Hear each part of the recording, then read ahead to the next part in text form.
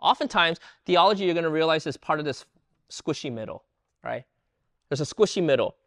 A lot of times when we talk about even the Trinity or Jesus' nature, avoid the extreme, stay in the squishy middle. And the reason why I say squishy is because it's really hard to know exactly where that line is. On one side, we see God's immanence. This is not an attribute. So when we talk about immanence and transcendence, we're not talking about God's attribute. We're talking about how he relates with us. So the way he relates with us on one end is called God is close, or he is with us, right? The extreme form of immanence would be Hinduism.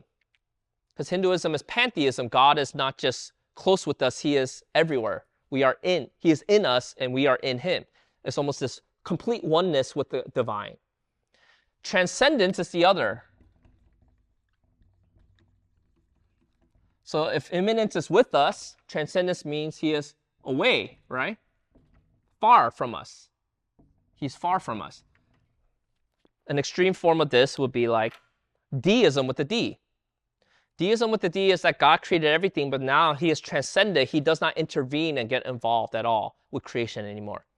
So immanence means that he's fully involved in creation, almost to a one-to-one correlation like pantheism. Or transcendence is that he is so far away from creation, he doesn't even interact with creation anymore. Deism with a D. Now, how do we understand these two ways? Well, we see in Scripture that there's a tension because both of these concepts are affirmed by God. God is immanent and he's transcendent at the same time. Oftentimes, theology, you're going to realize, is part of this squishy middle, right? There's a squishy middle. A lot of times when we talk about even the Trinity or Jesus' nature, avoid the extreme, stay in the squishy middle. And the reason why I say squishy is because it's really hard to know exactly where that line is. Is it this much transcendent, this much? Is it this much sovereignty, this much freedom? Is it this much? I don't know exactly, but it's somewhere here.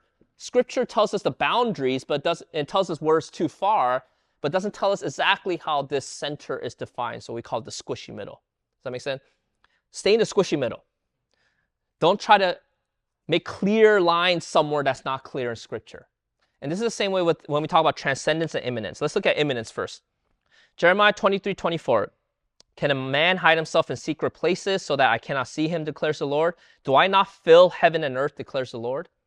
So we see that he's clearly involved in creation, right? And it almost sounds pantheist for some people. But he's like, hey, you can't run away from me. You can't hide from me because I'm not this distant figure. I'm everywhere within creation, right? I'm omnipresent is one of his attributes. God is present everywhere. Acts 17:27, when Paul spoke with Greek unbelievers, he talks about God's immanence as a way to evangelize to them. That they should seek God and perhaps feel their way towards God and find him, yet he is actually not far from each one of us. So Paul is telling unbelievers, you can know God because God is not just this transcendent God who is completely separate, from us. He's actually near us if you are willing to seek after him. However, the Bible doesn't just show God's immanence. His transcendence has to be held in tension at the same time.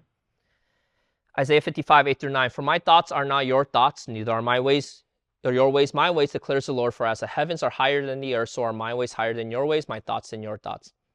So it might sound like a contradiction that God is both immanent and transcendent, but they must be held in tension. If you say it's all about immanence, then you've changed what defines God's perfection, and you made him something he's not anymore. It's no longer perfect. But if you overemphasize transcendence, you do the same thing. So you have to keep these in tension and balance to the extent that Scripture maintains them. Don't read beyond the text of Scripture, in other words. You're like, yeah, but I still have questions. It's okay to have questions, but don't try to give an answer where Scripture doesn't make an answer. The problem is this. Let's say you emphasize God's transcendence over his immanence. God is holy. He's other. He's transcendent. He's completely separate from us.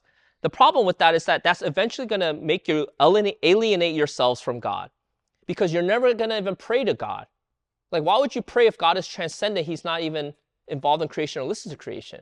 That's why Thomas Jefferson didn't believe in prayer. He's a deist. He took out the miracles because he's like, God doesn't do miracles because he's not involved in creation at all.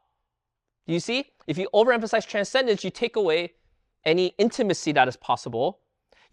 We alienate ourselves from God because we think there's no way to bridge the gap to God. However, if you overemphasize God's immanence, you can easily make yourself like God. Because God is so in you, he's a part of you. It's as if you have the divine power in you. There's forms of quote unquote Christianity that believes in this, where God's power is so in you that you can do the works of God, the word of faith movement. You say it, you can create it. If you name it, you can claim it. So I want new limbs. New limb, right? They believe that. If you have enough faith. Why? Because it's this immanence of God they are overemphasizing at the transcendence of God. That God is so in us, it's as if we can manifest his divine power fully. And even pantheism has that concept of the oneness with God. We are one with the divine.